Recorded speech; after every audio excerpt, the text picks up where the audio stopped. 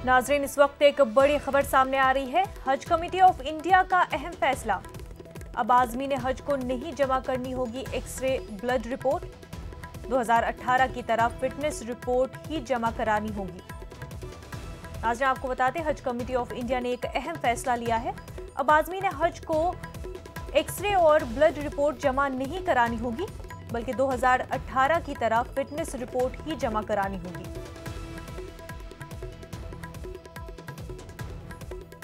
हमारे नुमाइंदे खुरम शहजाद इस वक्त हमारे साथ जुड़ चुके हैं। खुरम, आपसे जानना चाहेंगे, हज कमेटी ने एक अहम फैसला लिया है। पिछले साल की तरह ही फिटनेस रिपोर्ट खाली जमा करानी होगी। आजमीन हज के लिए कितनी बड़ी खबर? देखिए मुनज़्ज़ा, ये बड़ी राहत की खबर है, क्योंकि हमने देखा है आज़मीन हज जो बहुत दूर दराज इलाकों से आते हैं, अलग अलग रियासतों से आते हैं, उनके लिए जो है ब्लड रिपोर्ट देना और साथ ही साथ एक्सरे रिपोर्ट देना, तो एक लंबा प्रोसीजर हो जाता है इसको लेकर के। तो उनके लिए एक बड़ी राहत है कि अब उनको जो है सिर्फ जो है फिटनेस रिपोर्ट देनी होगी, वो भी किसी जो है मंजूर शुदा डॉक्टर जो अहल हो इस चीज का सर्टिफिकेट देने का, वो कहीं पर भी जा करके एक फिटनेस रिपोर्ट लेकर आ सकते हैं और उसके बाद वो हज पर जा सकते हैं। जी।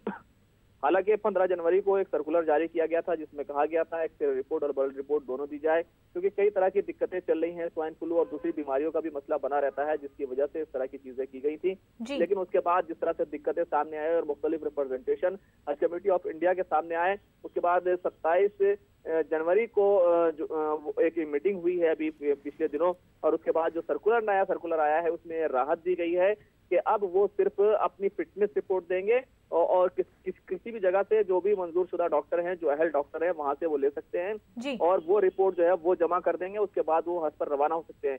तो कहना चाहिए कि जो एक गरीब हाजी है, कम पढ़ा लिखा हाजी है, जो दूर दराज इलाकों में रहता है, उसके लिए काफी हद तक जो है जो मेडिकल प्रोसीजर रिपोर्ट का है वो काफी हद तक कम हो गया है और उसको एक तरह से राहत मिलेगी। जी बिल्कुल खुरम, बहुत बहुत शुक्रिया आपका।